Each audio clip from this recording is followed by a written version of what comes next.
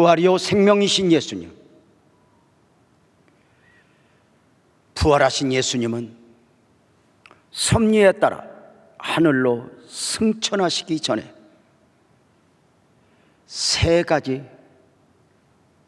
가장 중요한 선물을 약속하셨습니다. 보혜사 성령, 주님의 몸된 교회, 기록된 말씀입니다. 이 세 가지 선물이 가장 귀하다 말씀을 드리는 것은 보혜사 성령, 주님의 몸된 교회, 기록된 말씀이 우리의 구원, 영생과 관계가 있기 때문입니다. 이 세 가지 선물이 귀한 것은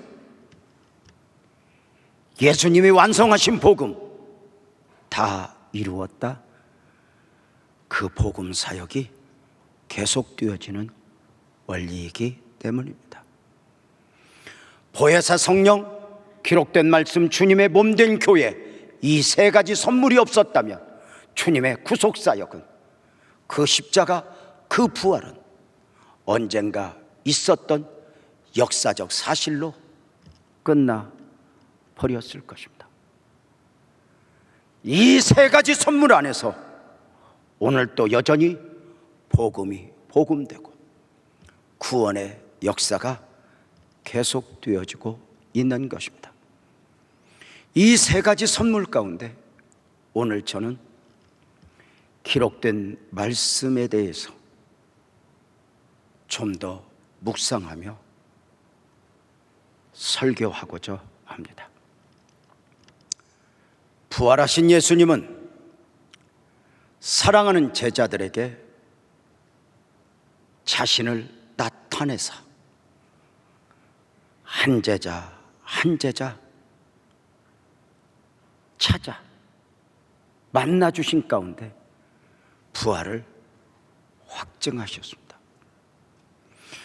부활하신 예수님이 내가 부활했어, 그 사실을 확증함과 더불어 자신을 나타내셨다는 의미는 무엇일까?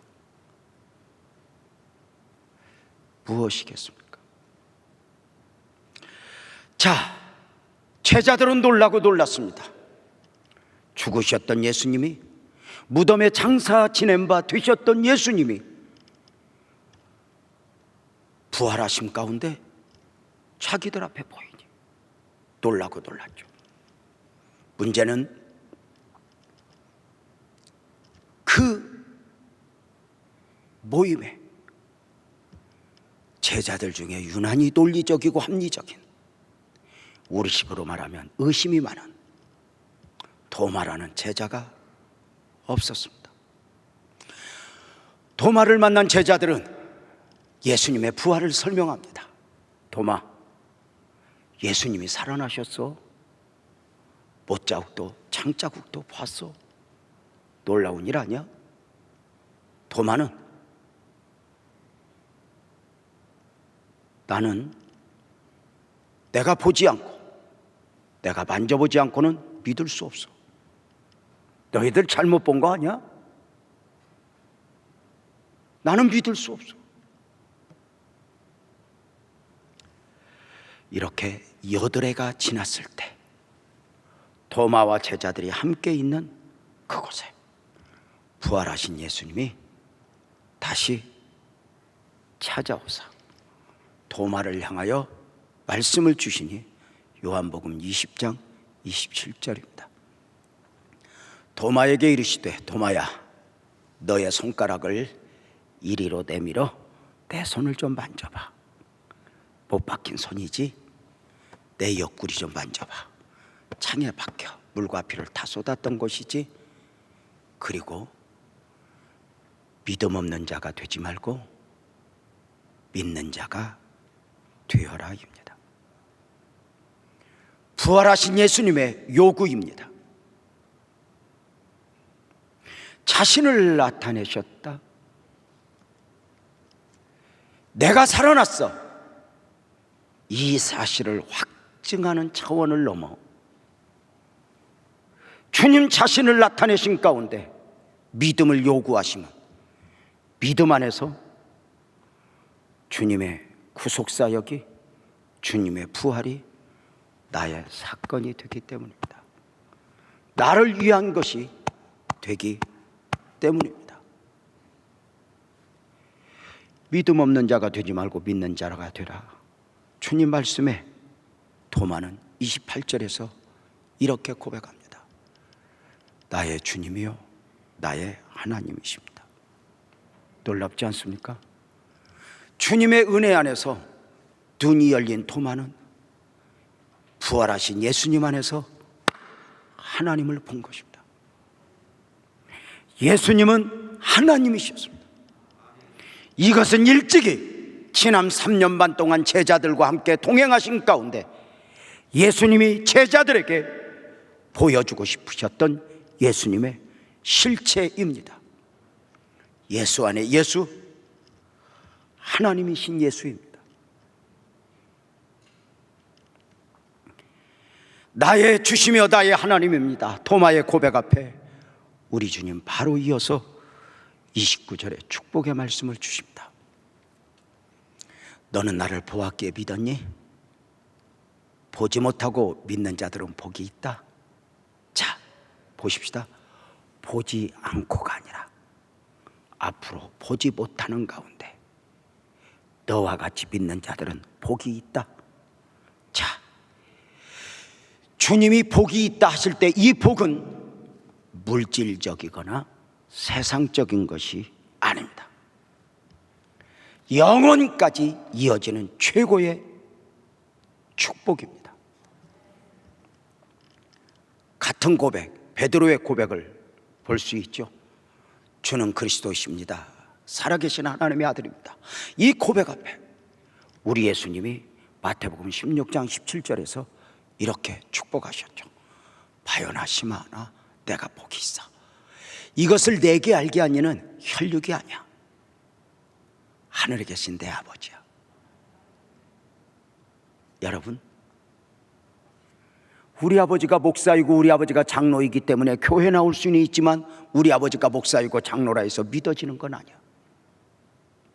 내 안에서 주님을 주님으로 고백할 수 있다면, 믿을 수 있다면 이것은 하늘의 은혜죠. 하늘의 축복이죠. 자, 베드로의 고백 가운데 바요나 시모나 내가 복이 있구나. 이 복이 축복인 것은 영원한 것이기 때문입니다. 여러분에게는 주님을 감동시킬 만큼의 고백은 있어 보셨습니까? 사람이 마음으로 믿어 의에 이르고 입으로 시인하여 구원에 이른다 했는데 주는 그리스도시요 살아계신 하나님의 아들입니다. 주님을 보면서 나의 주님이시요 나의 하나님입니다.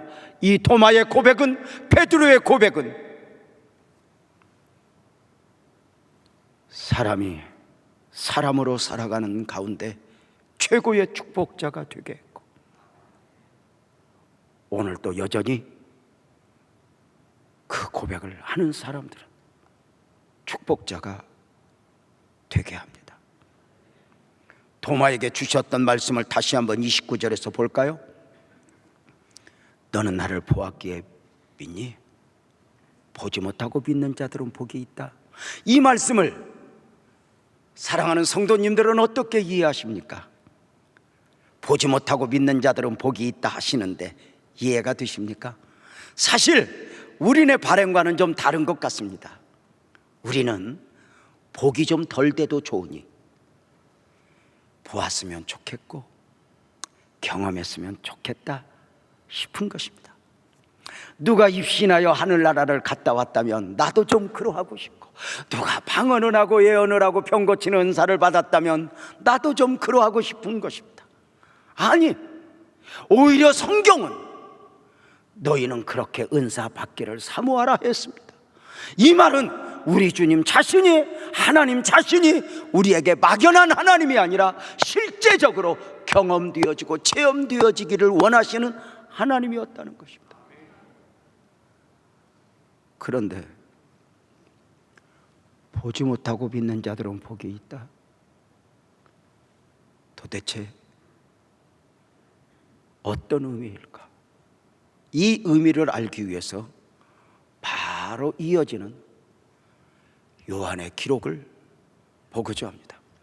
29절에서 보지 못하고 믿는 자들은 복이 있다 하시고, 바로 이어서 30절을 보면은 이렇게 말합니다. 예수께서 제자들 앞에서 이 책에 기록되지 아니한 다른 표적도 많이 행하셨다. 다시 말씀을 드릴게요. 예수님이 이 책에, 이 성경에 기록되지 아니한 많은 표적을 행하셨다. 예수님의 사역은 기록된 것 안에 있어진 것이 아니라 이외에도 많이 있었다. 어느 정도입니까? 요한복음 21장 25절에서는 이렇게 말합니다. 예수께서 행하신 일이 이외에도 많으니 만일 낱낱이 기록된다면 이 세상이라도 이 기록된 책을 두기에 부족할 줄 아노라. 무슨 말씀이죠? 이 외에 창조 때부터 예수님의 사역을 하나도 빼지 않고 우리에게 그 설명을 위해서 낱낱이 기록하기로 작정하셨다면, 그 기록이 이 지구촌을, 이 우주를 서고를 삼아도 부족할 것이다 입니다. 제가 묵상하고 있고 연구하고 있는 목양실에 가면 서재가 있습니다. 책장이 아주 많은데, 지난 32년 목회하면서 책을 하나씩 구입하다 보니 옛날 책 버린 것도 많음에도 불구하고 벌써 책장에 책이 꽉 차서 이제 책을 포개어 놓아야 하고, 책장에 들어가지 못한 책들도 있습니다. 와, 우리 목사님 책 많이 읽었네. 많이 샀습니다. 자, 예수님의 사역을 낱낱이 기록하면 그 기록된 책을 지구촌을 서재에 삼아도 두기에 부족하다. 중요한 것이죠. 성경은 실제입니다. 과장법을 쓰지 않았습니다. 성경은 포장하지 않았습니다. 있는 그대로입니다. 성경은 하나님의 말씀입니다.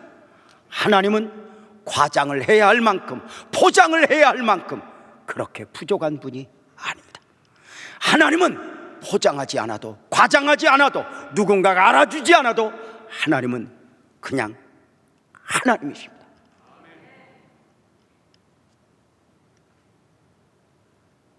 부교역자 시절 제가 지도하고 있는 청년들에게 성경 읽기를 권고했을 때, 성경을 읽다가 한 청년이 저에게 와서 이렇게 말합니다. 전도사님, 성경 못 읽겠어요. 왜? 아니, 성경을 읽다 보니까요, 윤리적으로 문제 있는 부분들이 많이 나오는데 읽을 수가 없더라고요. 그러면서 이렇게 말합니다. 무슨 성경이 그래요? 그래서 제가 그의 눈을 보며 이렇게 말했습니다. 그래서 성경이야. 성경은 포장된 위인전기가 아니야. 사실 그대로, 있는 그대로.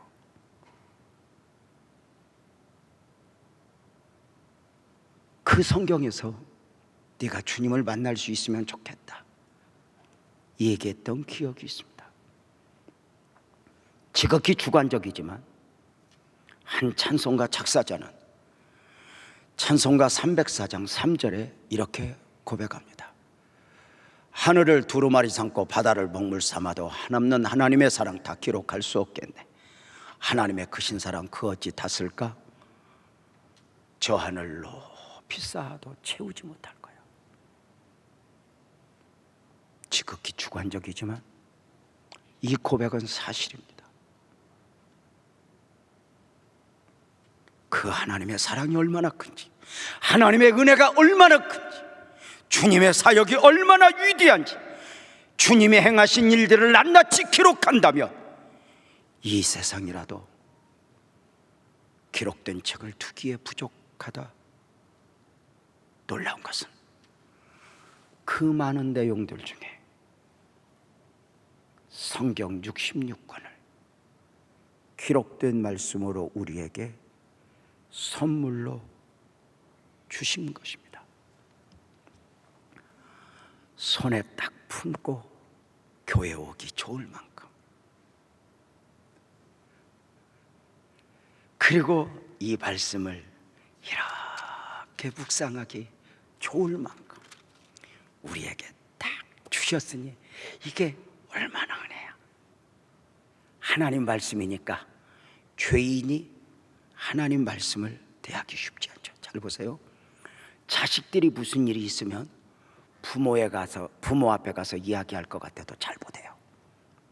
의외로 부모 앞에서는 조금은 바래야 하고 옳아야 하니까. 하나님 앞에, 그래서 이 말씀을 읽기가 쉽지 않아요. 지난주에 한 자매에게 메시지가 왔어요. 목사님, 성경을 늘 읽으시는 줄 알아요. 저는 왜 성경을 읽으면 졸리죠? 제가 메시지 보냈습니다. 나도 졸려. 그런데 어떻게 읽어요? 생명의 양식이니까. 입맛 없어도 밥 먹어야 하잖아. 나는 영적 생명의 소유자니까 생명의 양식으로 말씀을 먹는 것이지. 사랑하는 여러분, 어떤 사람은 이렇게 이야기해요. 목사님, 성경을 읽고 싶은데요, 너무 내용이 많아요. 너무 많아요. 그래서 아예 못 읽어요. 읽다가 꼭 말아요. 공부 못하는 애들하고 잘하는 애들하고 차이가 있습니다. 공부 못하는 애들은 몇 장 읽지도 않고 남은 게 몇 장인가 싶습니다. 공부 잘하는 애들은 남은 것 아무 상관없습니다. 한 장 하느라 보면 끝이 오는 거지. 이 내용이 많아서 안 읽어? 지난주에 십계명의 요구를 담은 기도문 한 페이지 나눠졌는데 그것도 부담이 되어서 아직 안 읽고 오신 여러분, 많아서 아닙니다. 어쩌면 우리가 그만큼 그것에 가치를 부여하지 않기 때문일 수 있습니다. 이 말씀이 얼마나 귀한지 예수님의 증언을 볼까요? 요한복음 5장 39절에서, 아니, 요한복음 20장 31절부터 한번 봅시다. 그 많은 내용 중에 이 성경을 주신 내용, 이유가 무엇인가? 자, 이 많은 내용들 중에 오직 이것을 기록하여 너희에게 남김은 너희로 하여금 이 말씀 안에서 예수께서 하나님의 아들 그리스도이심을 믿게 하려 하며 또 그 이름을 믿고 힘입어 너희로 하여금 생명, 영생을 얻게 하려 하심이라. 성경을 주신 목적이죠. 예수가 하나님이요, 그 예수를 통해서 구원받고 영생 얻는 원리, 예수님의 증언을 요한복음 5장 39절에서 볼 수 있죠. 너희가 성경에서 영생을 얻는 줄 생각하고 성경을 연구하는데 이 성경이 내게 대한 기록한 것이야. 주님이 말씀하신 이 성경은 모세오경입니다. 아직 신약 성경이 나오지 않았습니다. 모세오경, 예수님에 대해서, 구원에 대해서 기록했다는 것입니다. 그럼에도 불구하고 저들을 향한 안타까움이 무엇이었죠? 40절은 바로 이어서 이렇게 말합니다. 그럼에도 불구하고 너희가 영생을 얻기 위하여 내게 오지 않는구나. 내게 오지 않는구나. 성경은 우리가 굳게 믿습니다. 어떻게? 오류가 없다고. 성경은 완벽한 말씀이라고. 무엇에? 모든 것에 아닙니다. 목적을 분명하게 알아야 됩니다. 성경을 읽어보면 부자로 행복하게 사는 원리 담겨 있습니다. 그럼에도 불구하고 성경은 부자로 사는 법, 행복하게 사는 법을 말하는 게 아닙니다. 오히려 부자로 사는 법은 세상의 전문가들에 의해서 쓰여진 책에 더 많이 있습니다. 그럼에도 불구하고 이 성경이 귀한 것은, 성경은 예수가 하나님이요, 그리고 그 이름을 힘입어 구원하는 원리가 담겨 있는 것입니다. 그래서 이 말씀이 얼마나 귀하냐, 이 말씀을 통해서 예수가 하나님, 구원 얻는 일을 깨닫는 것 얼마나 귀한가. 그러므로 이렇게 정리하죠. 보지 않고 믿는 자들은 복이 있다. 이 말은 보지 못하고 믿는 자들, 앞으로 내가 조금 있으면 하늘로 승천할 거야. 도마, 너는 나를 보았기에 믿었어? 이제 앞으로는 보지 못하고 믿는 자들 많아. 못해. 나를 볼 수가 없어. 내가 하늘로 승천하거든. 근데 그럼에도 불구하고 믿는 자들은 복이 있도다. 무엇을 보고? 기록된 말씀입니다. 기록된 말씀을 보고 믿는 자들은 복이 있으니, 베드로가, 도마가 고백했듯이 세례 요한이 눈이 열려 예수 안에 예수를 보았듯이, 우리의 눈이 열려 이 말씀 안에서 예수가 하나님 되심, 그리고 그 예수로 말미암아 구원 얻는 원리를 깨달았다면 우리는 바로 최고의 축복을 받은 것이다 입니다. 이 복이 얼마나 귀한가. 왜일까요? 이 말씀이 단순한 글이 아닙니다. 왜 이 믿음이, 이 말씀을 보고 믿는 믿음이 참 믿음인가 볼까요? 요한복음 1장 1절에 이렇게 말합니다. 태초에 말씀이 계시니라. 말씀이 하나님과 함께 계셨으니 이 말씀은 곧 하나님이시니라. 이해가 됩니까? 말씀이 글이 아니라 계시니라, 인격으로 표현되었습니다. 이 말씀이 하나님과 함께 계셨다면 둘입니다. 두 인격입니다. 그죠? 그런데 이 말씀이 곧 하나님이시라. 두 분이 한 분, 삼위일체 하나님의 은혜를 믿는 믿음이 아니면 이해할 수 없죠. 자, 이 말씀이 하나님인데 그 말씀으로 계셨던 하나님이 요한복음 1장 14절에 보면은 육신을 입고 오셨다. 말씀이, 그 이름 예수로 하나님이 오신 것입니다. 믿음이어야죠. 말씀으로 계셨던 하나님이 육신을 입고 오신 가운데 오셨던 목적 그대로 구속사역을 완성하십니다. 고난받으시고 죽으시고 부활하시고 승천하신까지 말입니다. 그렇게 그 주님이, 부활하신 주님이 승천하시면서 우리에게 기록된 말씀을 주시면서 요한복음 20장 29절에 말씀하신 것입니다. 나를 보지 못할 거야. 그러나 이렇게 기록된 말씀을 보고 믿는 자들은 복이 있어. 여러분 아세요? 이게 놀라운 은혜죠. 우리는 더 많은 것을 보고 더 많은 것을 체험하면 우리의 믿음이 아주 더 귀한 믿음이 될 것 같지만 절대로 아닙니다. 왜죠?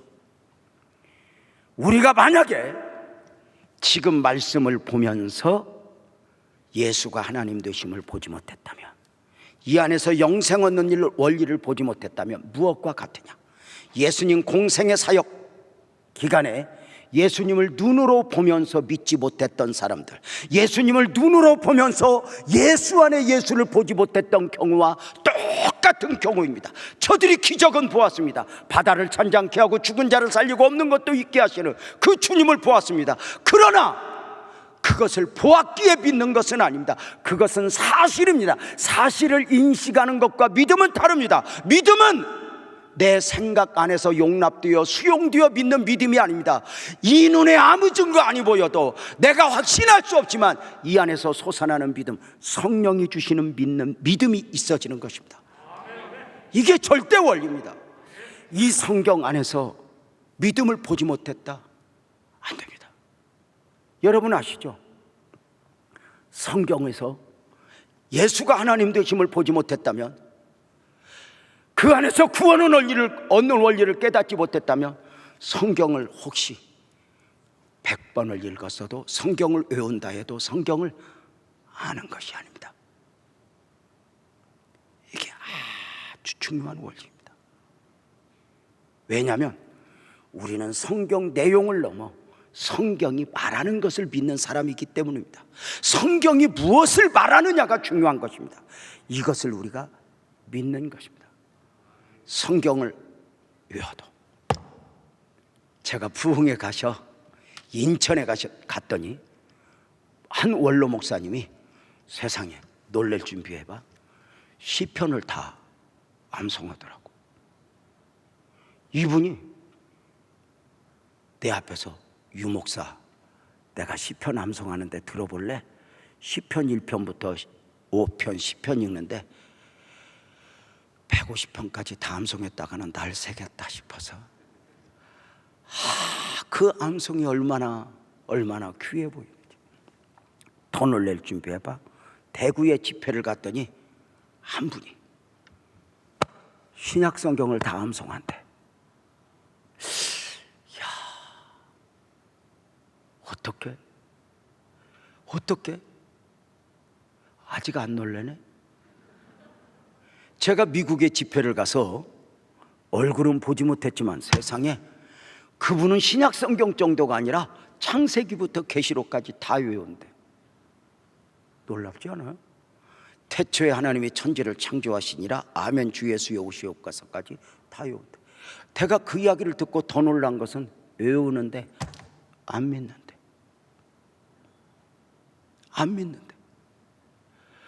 여러분 한번 물어봅시다. 그 사람같이 다 외우고 안 믿는 게나 여러분처럼 덮어놓고 믿는 게?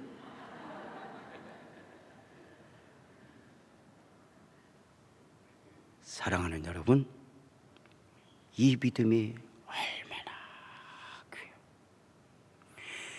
이 말씀 안에서, 왜요? 태초에 말씀으로 계셨던 그분이 육신을 입고 오신 가운데, 공생의 사역을 감당하신 가운데 눈이 열린 사람은 그 예수 안에서 예수를 보았어요. 예수가 하나님 되심을 보았어요. 주는 그리스도시요 살아계신 하나님의 아들입니다 고백했어요. 나의 주시며 나의 하나님입니다 고백했어요. 저들에게 복이 있었어요. 어떤 복? 영원까지 이어지는 최고의 축복이었죠. 그 복이 오늘 말씀 안에서 우리에게 얻어지는 거예요. 사랑하는 여러분, 그렇다면 이 기록된 말씀을 주시는 과정에 대해서 좀 말씀을 드릴까요? 창조주 하나님은 온 우주 만물을 창조하시고 에덴 동산을 세우시고 처음 사람 아담과 하와를 두셨습니다. 안타깝게도 아담과 하와는 하나님이 주신 법을 어기고 죄와 사망적 존재가 되고 맙니다. 인간 안에는 더 이상 희망이 없습니다. 인간 안에 희망이 없음을 보여주기 위해 창세기 4장부터 창세기 11장까지 길게 설명하니 큰 사건이 둘이 있습니다. 노아 홍수와 바벨탑 사건입니다. 이 노아 홍수나 바벨탑 사건이 주는 거대한 메시지가 뭐예요? 죄는 이렇게 해결하는 게 아니다입니다. 세상의 죄를 노아 홍수로 쓸어버리고 당대의 의인만 놓아둔다 해서 세상이 죄아지는 건 아니다. 그리고 하나님은 거대한 구원 섭리 가운데 아브라함을 택하여 부르시고 이스라엘 민족의 조상이 되게 합니다. 그리고 하나님은 아브라함을 조상으로 하여 세워지는 이스라엘 민족의 그 역사에 개입하사 그 그 이스라엘 민족의 역사를 통해서 성경을 기록해 가십니다. 성령의 감동으로. 중요한 것이 있습니다. 성경에 이스라엘 역사는 나오지만 이스라엘 역사가 성경은 아닙니다. 그들의 역사를 빌어, 그들의 민족을 통해 예수 그리스도를 보내시고 그들의 역사를 통해 말씀을 기록해 가신 것입니다.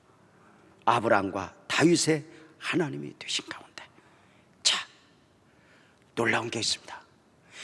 이스라엘 민족의 역사를 통해서 예수 그리스도를 보내시고 성경을 기록해 가셨던 하나님의 은혜, 그 역사가 거의 이루어졌을 부러 이스라엘은 AD 70년에 로마와의 전쟁 가운데 로마 티투스 대장에 의하여 예루살렘이 멸망을 당하면서 AD 70년 이후 이스라엘은 지도에서 사라집니다.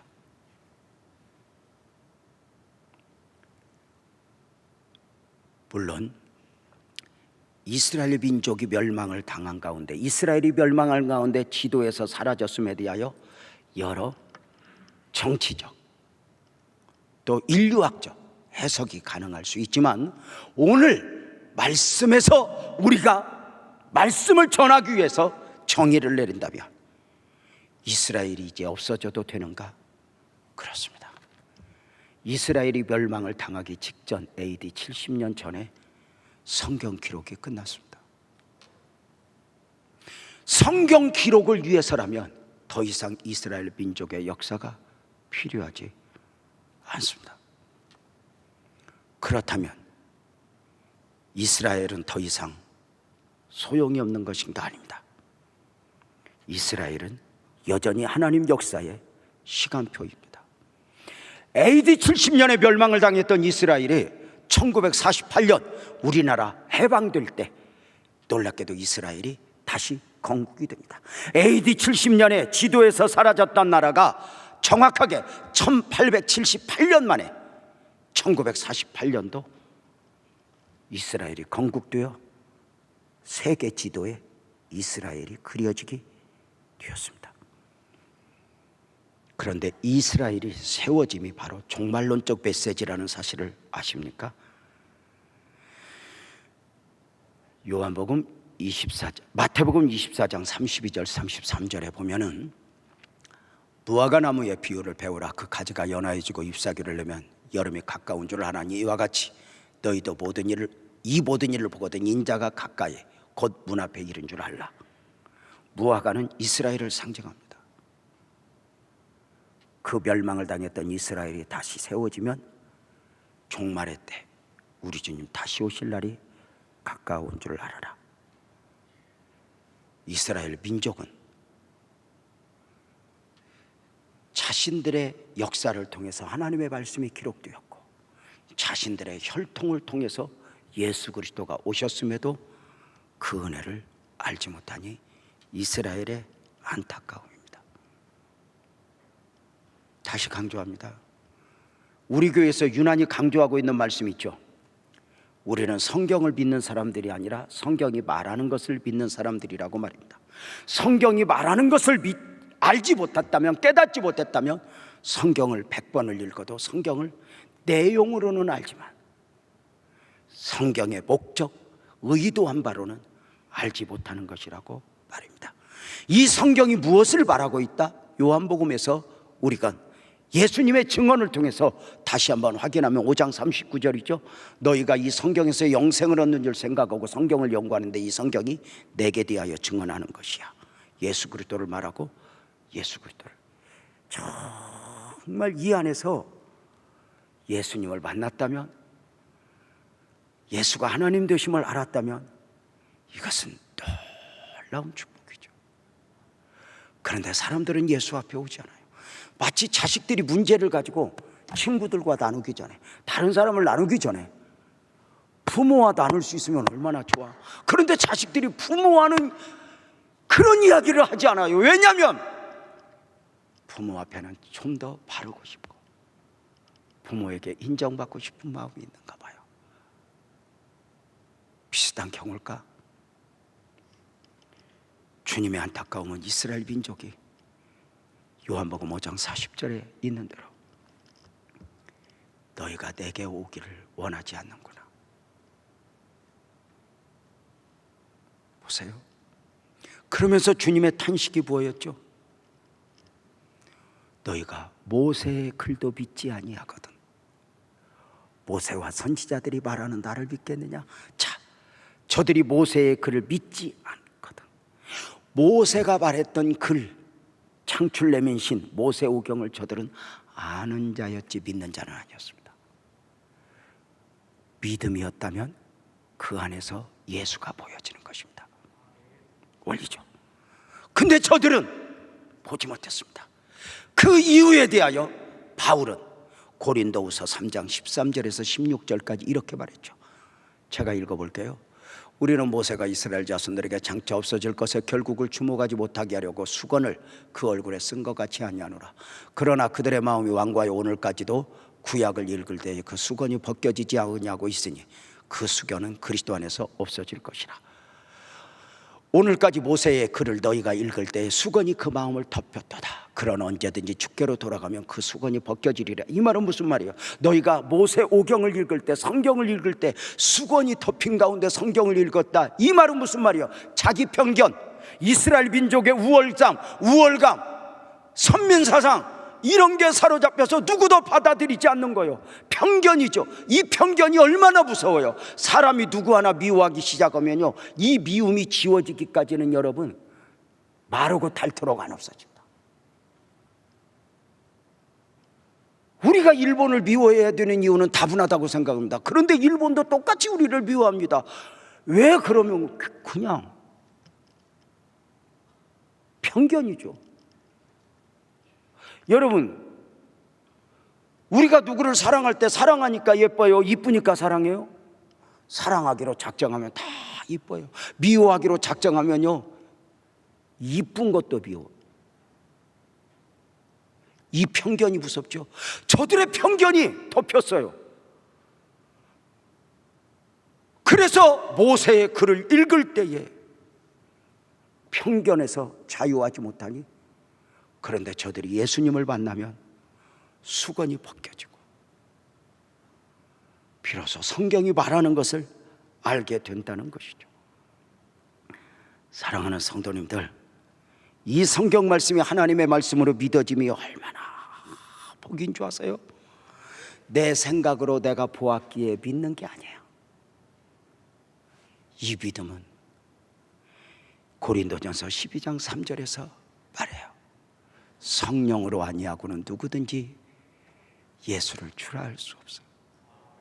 내 생각 아니. 이 눈에 안 묻은 거 아니 보여.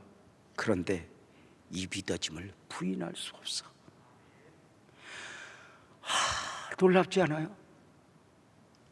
사랑하는 성도님들,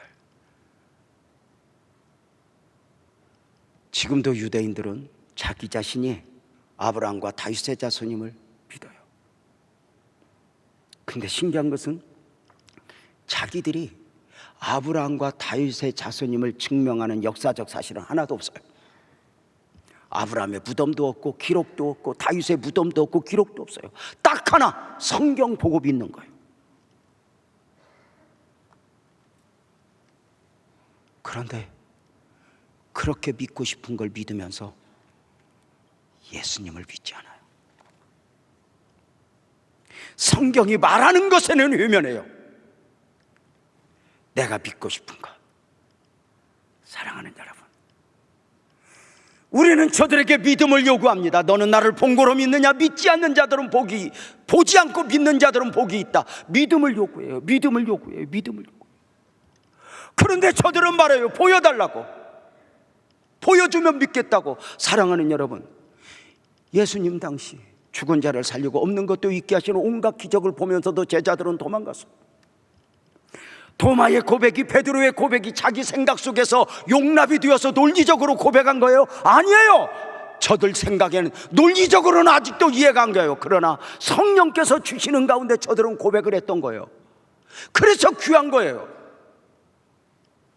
어떻게 알죠? 정작 예수님이 승천하시기 전에 저들은 그 고백하고도 예수님을 부인하잖아요.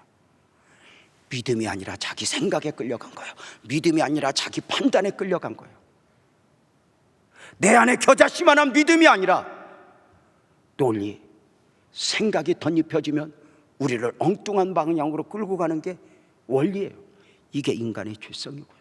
보여달라고. 사랑하는 여러분, 아세요? 저는 기독교의 가장 큰 기적이 무엇일까? 여러분, 기독교의 가장 큰 기적은 무엇일까요? 노아 홍수? 출애굽? 저는 이렇게 말해요. 기독교의 가장 큰 기적은 기독교 역사 가운데 있어졌던 모든 기독교의 유물을 하나님이 감춘 것이라고 말입니다. 놀랍지 않아요? 사람은요, 묘하게 역사를 좋아하고 과거의 유물들을 보존하기를 좋아합니다. 그렇지 않아요? 골동품 갖기를 얼마나 원해요? 고서, 그런 것들을 갖기를 얼마나 원해요? 그래서 피라미드이 보존되고 그리스 신전이 보존되는 거 아니에요? 우리 민족이 이 정도야. 중국하고 미국이 맞짱 뜰 때 미국이 제일 자신 없는 부분이 뭐냐? 역사예요. 내놓을 게 없거든요. 화려함과 대단함은 있지만 역사가 없는 거예요. 실컷 자랑하면 이게 300년 된 집이야, 200년 된 집이야, 이 정도지 그 이상은 없어요. 얼마나 보존하기를 좋아하는 게 인간의 마음인데, 놀랍게도 성경은 성막도 성전도 다 없앴고 통곡의 벽 하나 남겨두었고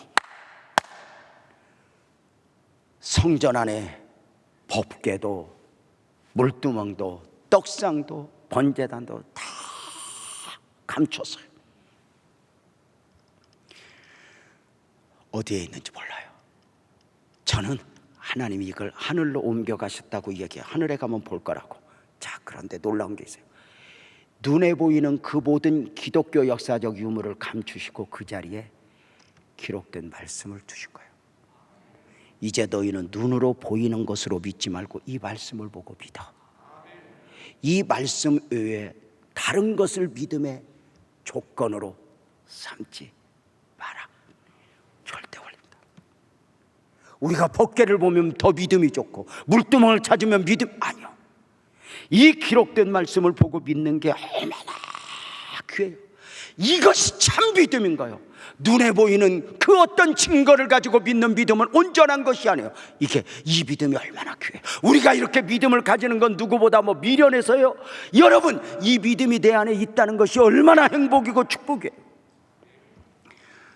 지난 금요일 철야기도회를 마치고 집사님 한 분이 이렇게 앞으로 오셨어요.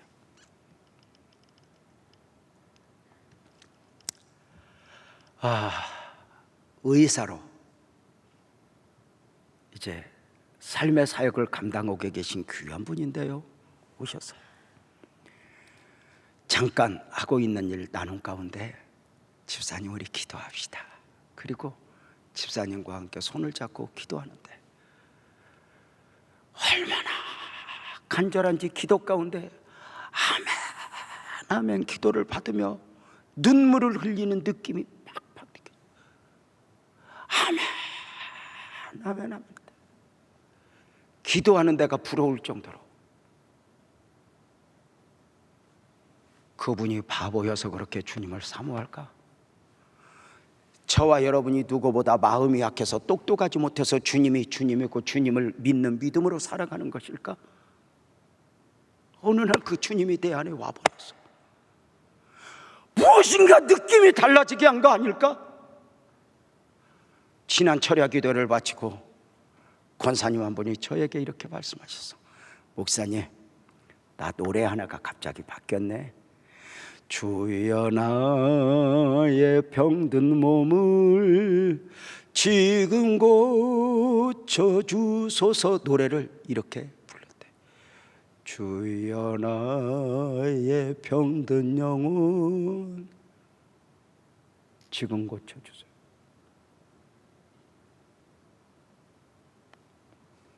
눈으로 보고 아니에요. 그럼에도 불구하고 사람들은 이거 안 읽어요.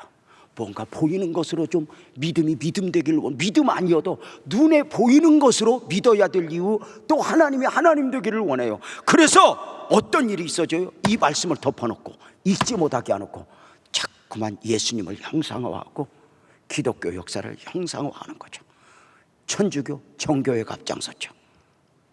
그래서 천주교, 정교회는 역사적 유물들, 화려함, 그리고 그 안에 성인들을 만들어서 심지어 성인들의 그 유고를 천주교 성당 앞에 두고 가서 경배하고 가서 예배하게 만들죠. 믿음이 아니어도, 은혜가 아니어도 거룩을, 은혜를 만드는 거죠. 이건 이미 예수님 당시에도 마찬가지예요. 주님은 믿음을 요구하는데 저들은 믿음 말고 은혜를 만들어요. 내 안에 영성이 식어지면 나타나는 현상이에요. 마태복음 23장 29절이죠. 화 있을진저 외식하는 서기관들과 바리새인들이야, 너희는 이미 영적으로 다 식을 때 식어 선지자들의 무덤을 만들고 의인들의 비석을 꾸미며, 무슨 말이에요? 은혜를 만드는 거예요. 마음에서 믿음이 아니라 이제 이 종교인들이 선지자들의 무덤을 만들어 거룩을 조성하고 의인들의 비석을 꾸려 그들이 이렇게 살았어, 우리도 이렇게 살아야 돼, 이렇게 만들어가는 거예요. 예수님 당시에 이미 삶은 없고 분위기를 만드는 거죠. 기독교 역사에서 영성이, 은혜가 식으면 반드시 나타나는 현상이에요. 성경 외에 다른 것으로 믿음을 말하고 싶은 거예요. 그래서 오늘날 한국교회가 자꾸만 위험해지는 것 중에 하나가, 기독교 역사 박물관 정도는 이해하지만 손양원 목사님 동상을 만든다, 주기철 목사님 동상을 만든다, 우리가 순교지 탐방을 하지만 어쩌면 우리는 그 눈에 보이는 것으로 잠깐 센치해져서 그것이 믿음으로 착각하지만 아니에요. 보이는 것은 다 없었어요. 우리의 믿음은 이 66권이면 충분한 겁니다. 그런데 이 말씀 앞에 서질 못하는 거예요. 자기 문제 가지고 부모 앞에서 좀 팔아야 되니까, 좀 더 좋아 보이고 싶어서. 그래서 자식은 부모한테 자랑거리만 갖고 오려고 그래요. 그들의 연약함을 우리가 아는데, 그들의 부족함을 우리가 아는데, 우리가 하나님 앞에 그래요. 내가 부족해도, 손에 오물이 묻어 있어도 이 말씀 읽으며 하나님 나예요, 나예요 하기를 원하는데 오지 않는 거예요.